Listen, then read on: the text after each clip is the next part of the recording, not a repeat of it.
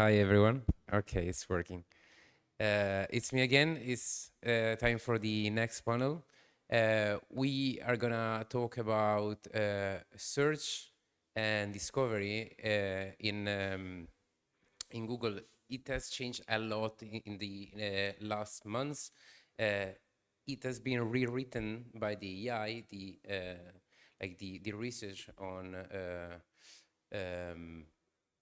let's say online. Right now with the Renee, we're gonna go deep into how the Web3 technology can actually help project to be founded also by AI. So thank you very much, Renee. The floor is yours. Thank you. Thank you. Hi, everyone. Good morning, and thanks for coming to my talk. Do you want me to come this way a bit? Is that better? Yeah. Thanks for coming to the talk today.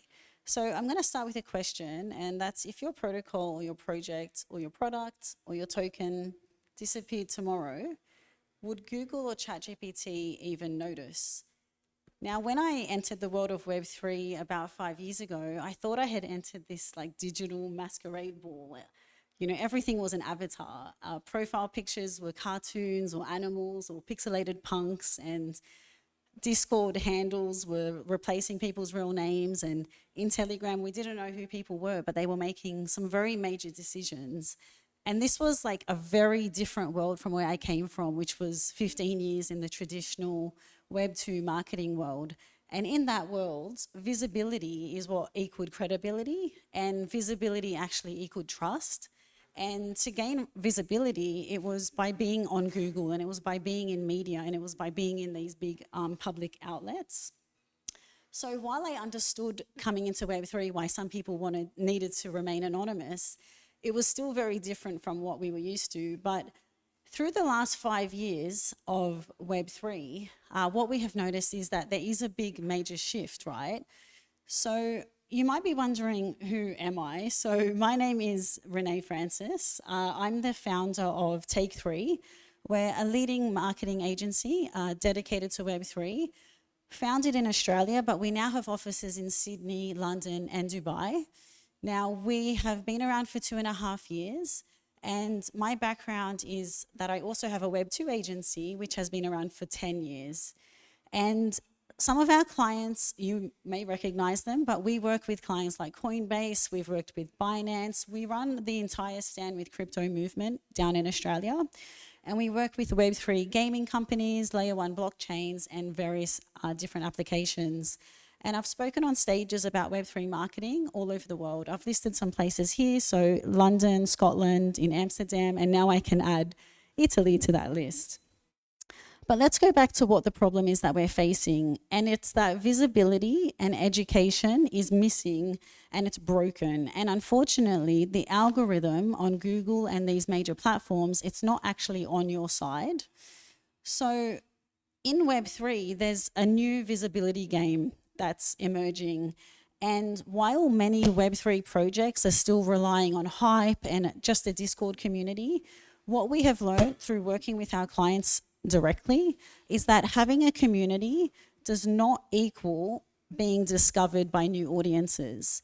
And if we want Web3 to be adopted by the masses, we need to find ways to bring more people into the market and not just relying on Web3 natives who are already in this industry. So there's essentially a new visibility stack in Web3, and it starts with SEO, which is search engine optimization. And this is, yes, traditional Web2 SEO.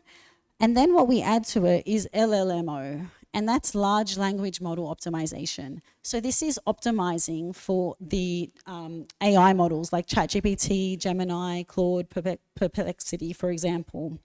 And thirdly, PR, because this is where we really gain reputation and trust in this space.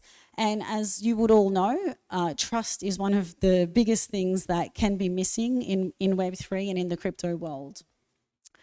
So SEO for Web3 is still majorly underrated, and it's pretty concerning because as the statistics show, this is data from just last year, 2024, And 75% of all new crypto app users are still discovering them via organic search and via YouTube. Yet many Web3 natives and Web3 projects are ignoring these traditional channels. And the thing with SEO, the reason it's so important is because it actually captures really high intent users. People need to go to Google and type in a phrase, type in a keyword, so they are actually in market and looking for potentially the product and service or innovation that you're offering. And with SEO, we need to think beyond blog posts.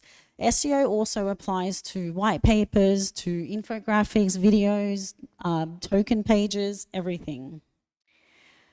Now, from working with clients over the last 15 years and the last few years in Web3, we have identified 5 SEO traps that are killing your Web3 growth, and I'm going to run you through them now. So the first one is writing content for your investors only. And the way to fix that is to write for the people that are actually going to use your product. Now, that's really important because on Google, they actually prioritize content that is written for humans and written by humans as well. Secondly is not having a keyword strategy. So the most important thing with SEO is to start with a really strong and well-researched keyword strategy. Now, we speak to too many projects and too many founders who want to assume which keywords people are using to type into Google to find products and services like what they offer. Now, as a marketing agency, we have many tools available to us where we can actually research and pinpoint the exact keywords that people are actually typing in to find what you're offering. So we can ensure that you guys are actually targeting and optimizing for the right keywords. The next one is relying on one platform only, and sometimes it's not even your own website. So having a strong best practice website is still the digital backbone of your digital marketing strategy, and not implementing on-site optimization. So not ensuring you have the right keywords, site structure, site speed, and all those things in place. And finally, many people ignore SEO because they think it's too slow. Now, yes, SEO is a long-term strategy, but doing it right means that you will have longevity with the results as well. And with things implemented correctly, you can start to see results within weeks instead of months. Now, I'll leave you with one SEO hot tip, which is if you want to get featured in the People Also Ask section on Google's search engine results page, that's the question and answers that you see on the first page. One strategy is to create a frequently asked questions page of content on your website and make sure it has the schema markup in place as well. Now, moving into optimizing for LLMs. So this is the new world, the new frontier of SEO. SEO is no longer just about Google. SEO is now about ChatGPT, Perplexity, Claude, Gemini. SEO is now about all these new AI tools that people are using more and more to search for things. Hands up if you use ChatGPT on a daily basis. Okay, most people. Hands up if you find yourself going to ChatGPT over Google these days, right? So a few people putting their hands up. So these tools are getting their content from a few areas. One, high authority websites like GitHub, Wikipedia, for example. 2, from structured data and schema markup, which I just mentioned, you should implement for the FAQs and the frequently asked questions. And then pre-training data as well. So all that content that you create for your website and your other channels is all contributing towards getting recognized in these AI tools. So do you want to know how to get ChatGPT to recommend you? I'm going to run you through a list of things now. So what you will find, as I mentioned, is that a lot of the ways to get recognized by these AI tools is very similar to traditional SEO as well, plus a few things. So firstly, when you're creating content for your website, you need to have a very clear summary at the top, like a TLDR, too long didn't read, or a one-sentence pitch. You need to use facts, figures, and statistics. But the most important thing is that you need to reference and source where you got this data from. That's what helps ChatGPT reference your data, as long as it's referenced and sourced as to where you got that statistic from. Adding a frequently asked questions section, as I mentioned. Getting mentioned on trusted sources. So I'm going to run you through PR in a moment and how you can do that. Now, one thing that's really important is to use your brand name consistently across all channels. If you use capitals in one page and lowercase text in another, or you change the way that your brand is referenced, then you're going to make it very confusing and hard for these tools to reference you and recognize and identify you. You also need to, as I mentioned, publish stat-heavy or fact-heavy content. And then you can pitch it to media. So you can pitch those articles to 1 or 2 journalists. And if you can get mentioned on a domain that ChatGPT trusts, and then link that article to a landing page that you control. So these things really, really help you. Now, most of you put your hand up when I asked, do you use ChatGPT on a daily basis? Now tell me, has anyone here used ChatGPT and it has totally flipped out and given you some very weird answer? Has that happened to anyone here? Yes? Cool. So I once gave an article about a female founder in Web3, and she has founded a health company in Web3. And I asked ChatGPT to summarize the article into 100 words for me. ChatGPT then spat back at me and gave me a story about a female activist who, from decades ago, and some story, and it had nothing to do with the article. And so one thing I can tell you is if you give these tools structure and you follow the best practices, they don't hallucinate and give you crazy answers, okay?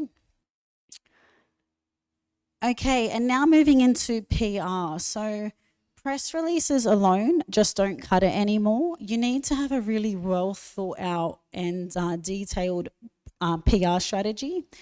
And having a good PR strategy actually helps supercharge your SEO and your LLM coverage as well. So PR that sticks and PR that actually works is all about thought leadership over single announcements. So when we work with our clients to get them featured and in media and PR, we make sure that they are featured in Web3 native media and as well as mainstream traditional press. And the reason for that is because that's what gives balanced credibility. So everyone here, we all know and love Web3 and crypto, hopefully. That's why you're here. And we know which channels and which publications we trust in Web3. But unfortunately, the majority of people out there still don't trust crypto and still don't trust the Web3 industry as much as we'd like them to. So when we get our clients featured in the channels that they trust, like mainstream media, it provides this balanced credibility and authority for their project. So the final piece of this PR puzzle here is to use your network to amplify the story as well. So you need to use your network, your investors, your community, and your partners to really amplify the story that's out there. So let's talk about 7 PR moves that don't suck and that actually work. So number 1 is pitching a bold idea and not a boring update. So for example, why decentralized identity will kill passwords is always going to be more interesting to the media than our V2 is live, for example. The next one is using the earned and owned combo. So if you publish a really punchy opinion post on your blog and then you pitch that to the media or you pitch an angle of it to the media, as you would know, they love catchy headlines. So they love clickbaity headlines and they love that example like why decentralized identity will kill passwords. So having very bold language in your headlines. The next one is to name drop your ecosystem. So the media is more likely to care if you're backed by Coinbase, for example, or if you're partnered with Chainlink. So if you can name drop, that really helps. Also, there's a little strategy called thread article pitch. So if you turn your best performing X thread into a deeper blog and then pitch that to the media, that often works well. Next one is offering exclusive data or usage insights. So once again, data and statistics. So for example, 80% of our users are Gen Z staking with less than $500. So giving actual facts and data that you can back up. And then pitching the founder and not the feature. So media loves to tell the story of human beings, and people love to hear the story of human beings. So unfortunately, there's a really bad example out there in the media right now. You've probably all seen the example of the CEO at the Coldplay concert.